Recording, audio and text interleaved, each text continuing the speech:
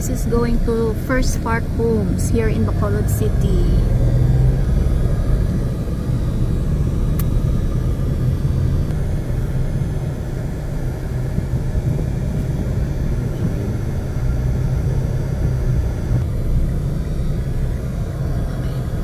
Sige naman.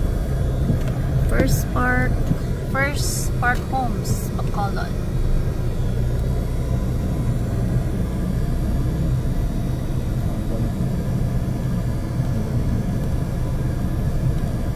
Open pa sila. Open na. So, i-tour po kayo dito, friends, sa First Park Homes, Bacolod. So, ito yung main office nila. Afternoon. Pwede pa, sir? Yes, sir. Ano tayo mukhang realty, sir? Press. Press, sir. Tanan lang kami, sir. Sige lang. So, this is their main Actually, may siya office. unit. Nakakuha na di siya. Doon kabilang. Wala, hindi na ko lang episode, sir, Okay. Ikaw lang lang. Ano to ni mo number, sir? 49.50. Basta, makita man na nila. Haleya. Afternoon. Ikaw lang lagi, no? Dito ba lang? Adi daw. Atin. Aray sa agent, ang sa client, sir. Client. Ikaw na lang, no, ah. So, before kayong pumasok dito, you have to log in first. Kay Raymond na lang. Mas kini mo gani ngalan, no? Yeah. Or slash na lang Miko. Kaya wala man si Raymond. 14 nalipat ko sang akon nga, ano. Pwede da malantaw. Binisan. Kay videoan ko diyo. Ano nyo lang sa nakapangalan mo? Miss, pwede mo malipat ko sang unit namon. Kay LNTN. Block 16, 49 kag 50, oh. I-video ko di. Anong ngayon lang din, sir? Block 16. So, bali friends, andito kami ngayon sa First Park Homes. Welcome back to my channel. Andito kami sa First Park Homes, Bacolod. So, ipapakita ko sa inyo yung model, ano nila. Dito. Sa mga may units, para sa mga paligid ko nakata lang ng space para makikita yung Okay. numbering. Yeah. Pero unit yun, sir. Okay. Ang purpose, yung gali pero may ara na dagali. So, aring duwaw. Amo ning nambal kuno nga wall kaksuni dapat to ang ga-separate ni bla sa duwa, di ba la? 5 or 6 months. Did you get the knife? Dami ang mayak mo na talaga. 5? Ay, no.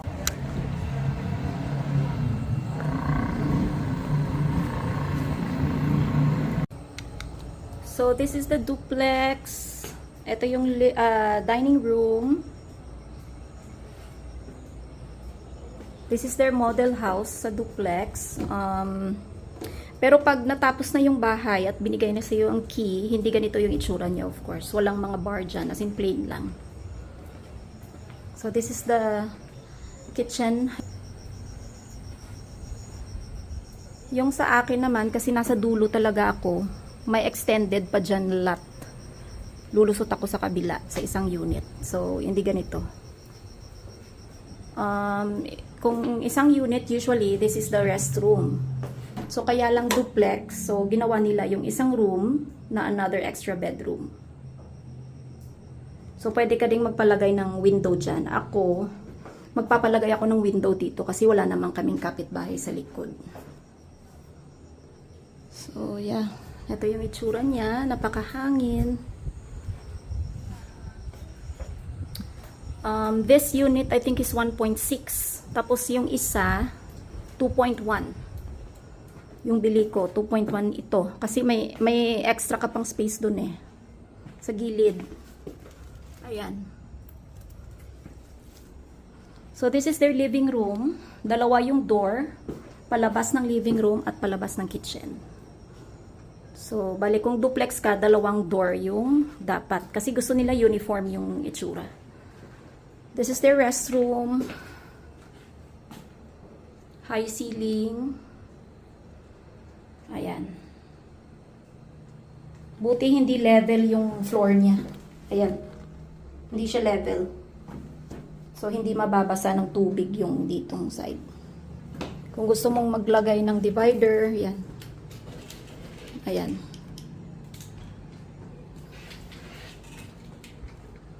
Etong door na to, papuntang labas na to. Sa backyard. Ayaw ko na lang siya i-open kasi na lumalabas yung kurtina. Basta dyan, yan. Meron kang extra window dyan. Jalousie window. And there's the split type. Siyempre, pagbigay sa'yo ng bahay, wala pang mga AC. Ikaw magpapalagay. Pupunta tayo ngayon sa taas. So, yung isang unit dito, ginawang isang bedroom. Dapat 2 rooms to eh. So, in the future, kung gusto mong magpa-extend, pwede kang magpa-extend dito sa labas. Ayan. Nakita nyo yung ano, yung parang gray na yan? Sa baba niyan, restroom. So, pwede mong ipabakbak yung wall na to at gagawa ka rin ng restroom, master's restroom or bathroom. Ayan, pwede mo siyang ipabakbak yan. At saka dito, kung gusto mo pang mas malaki-laki, pwede kang mag-extend sa harap. Katulad nung isa doon. Ayan yan. Ipapakita ko sa inyo mamaya sa isang room. So, pwede kang magpa-extend dito ng master spa. Tapos ito, meron kang closet. So, yung bond fee nila yata kung major renovation is 20,000 pesos. And then the minor renovation is 5,000. So, this is the other room. 2 room dito sa isang unit. So, ito yung sinasabi ko sa inyo, friends, na pwede kayong magpa-extend yan. Another unit yan. So, ito, pwede mo siyang ipa-extend. Tapos, yung isang room, andito. Kung gusto mo naman itong ipa-extend, pwede din. Kasi ito, wala siyang closet eh. Maliit lang talaga siya. So, pwede kang magpa-extend dito naman, sa taas niyan. Ang baba niyan is the small bedroom downstairs. It's supposed to be a bathroom, restroom. So, pwede kang magpa-extend dyan. Tsaka, jalousie window sila kasi daw mas maganda sa ventilation. Especially pag wala ka, pag example, abroad yung may-ari ng bahay. Syempre, kung abroad ka, hindi ka naman parating nandito. So, kung walang ventilation, naluluma yung bahay pag walang nakatira. Kasi nga, yung mga panes, yung wall, nagka-crack kasi grabe yung init. So, dapat nakabukas konti yung mga jalousie windows para may hangin na papasok. So, maganda yung floor nila. Ito yung itsura niya pag hinand over na sa'yo yung key. Tapos, ito. Maganda yung railings niya. Napaka-strong.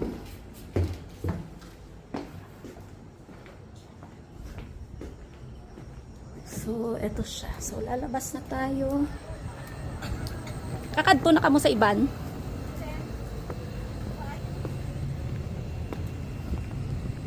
Ito yung Amani Plus. Ito yung sinasabi ko sa inyong extended version. Like, yan yung original. Yan. Ito kung gusto mong magpa-extend. This is the Amani Plus.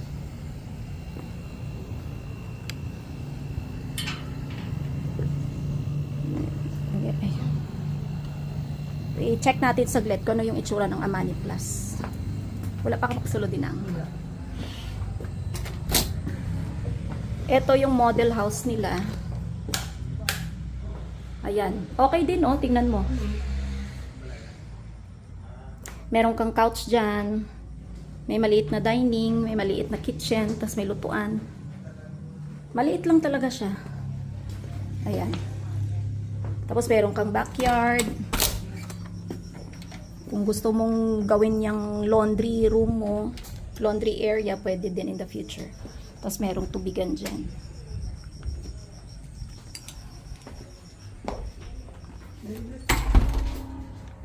Tapos ito, pwede mo palang maganon. Tapos, punta tayo sa taas. Punta tayo sa taas ng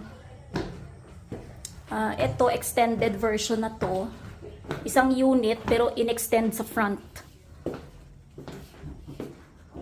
may restroom ka dito sa taas. Meron kang restroom sa baba, meron ka din sa taas. Tsaka medyo malaki oh. Ayan. Ganda niya.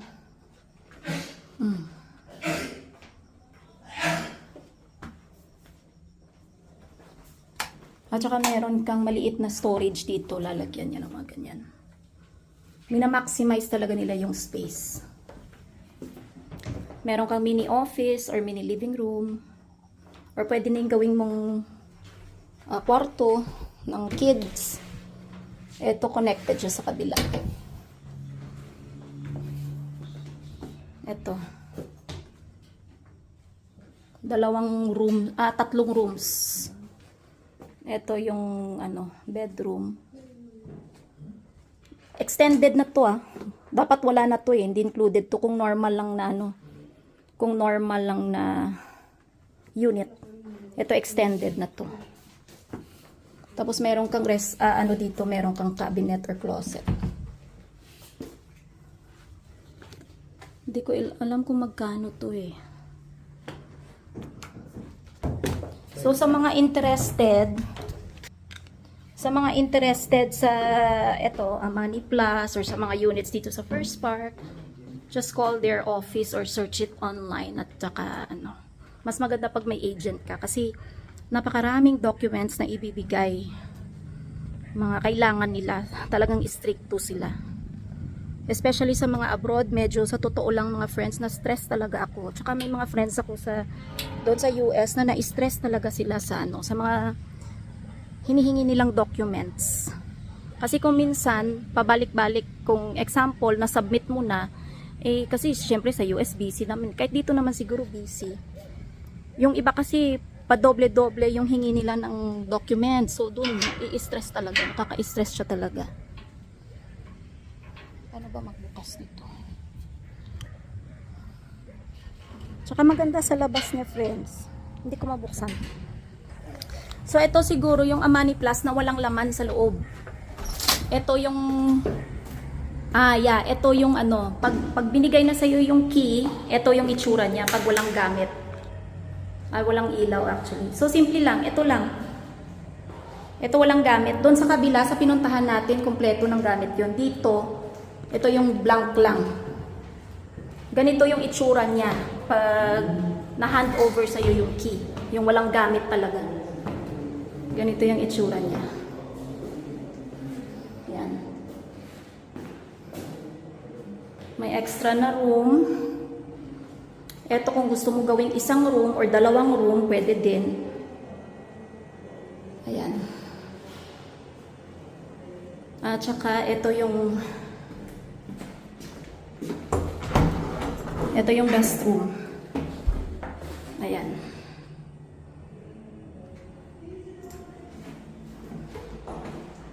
Tsaka i-check ko nga kung merong restroom sa baba. Parang hindi ko nakita yata. Parang hindi ko nakakita. Merong restroom pala sa baba. So, dalawa yung restroom mo. Dalawa yung restroom mo. Ayan. Tsaka may backyard ka dito. So, punta tayo, friends, sa kabila naman. Sa kabila naman tayo.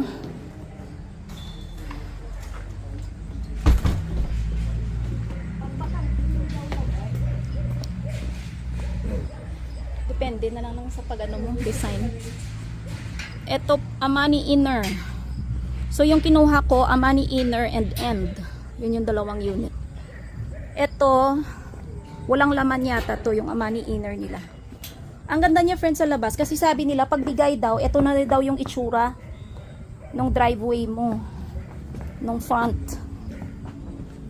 Ito, Amani Inner. Ayan. Ito talaga yung original na itsura, yung hindi extended. So, meron kang backyard dito na maliit. Actually, hindi siya backyard. Parang laundry area mo eh. Maliit lang. Meron kang faucet dyan.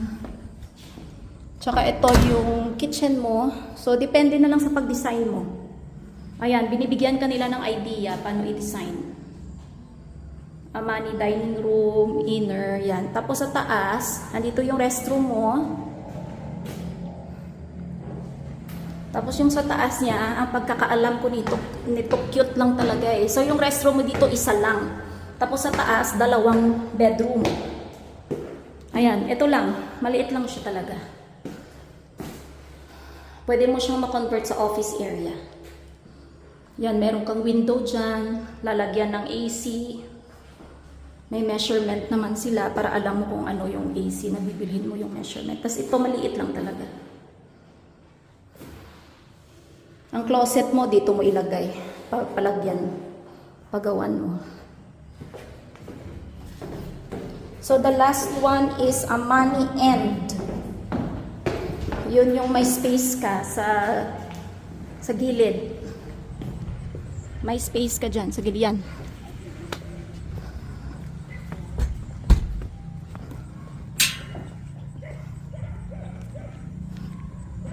This is a money end. So, yung kanina, a money inner, yung pinuntahan natin. Ito yung a money end. O, ganda ng... So, ang ganda ng ano nila, nung shrubs. Yung mga shrubs nila. Ayan, meron ka dyang space. Yung sa akin, meron akong ganito. Kasi wall na sa likod eh. Kung nakita nyo yung ano sa office nila, yung parang model. Tsaka dito, may space pa dyan sa likod. Ang ganda ng mga tanim nila. So this is the model house, a money end. Ayan, model house siya. Maganda din dito, yan. Mukhang malaki. No? Pang bachelor yung ano niya, itsura niya. Ayan oh, andito yung TV. May mirror. Basta magaling ka lang sa pag-design ng bahay mo, ang ganda talaga tingnan. Tapos ito yung mini kitchen, tapos parang nakasarado yata, nakasarado. Tapos meron kang window dyan. So mahangin talaga siya. Tapos meron kang restroom dito. Ayan.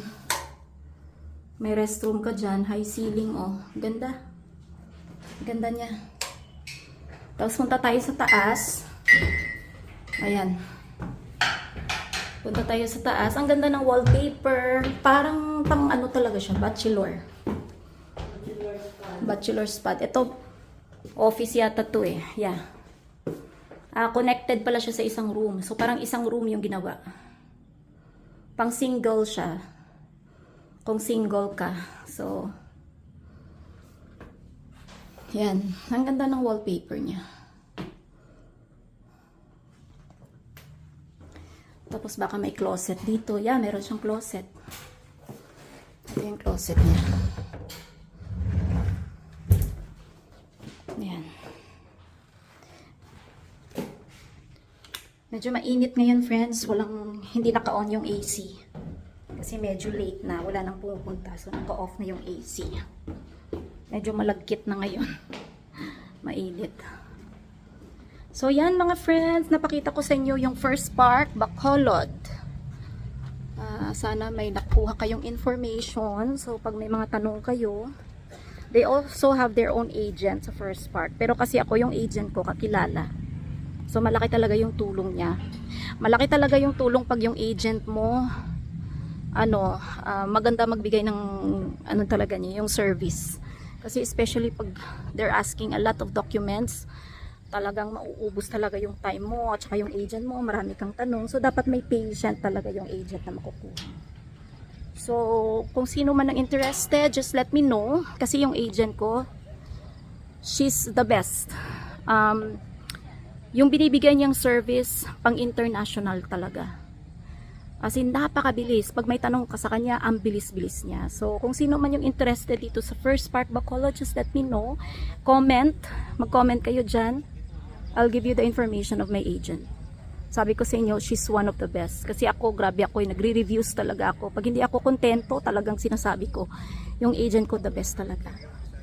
So, eto yung isa. I don't know if it's open. Eto sana yung gusto ko nung una, kaya lang hindi pa nila sinisell. Nung pag-inquire ko noon, natatakot ako, baka maubusan ako. Sabi ko yung duplex na lang yung kunin ko. This is the Dua Plus. Mas malaki yata to. Ito siya. Ito mas maganda. Hindi pa ako nakapasok dito eh. Try nga natin. I don't know if how much is this to. Hindi ko pa alam kung magkano to. Baka mas mahal to. Baka 4 million to. Nakalock siya. Baka 4 million to or 5. Ayun, ang ganda niya sa loob. Oh. Ay, ang ganda niya sa loob. Ang ganda. Spacious siya, oh. Maganda siya. Ayan. Wala akong idea kung ilan yung rooms dito. Pero tingnan ko nga kung saan mas malaki, yung duplex or ito. Kasi yung duplex, 2 unit eh. Pareha lang ba yung size?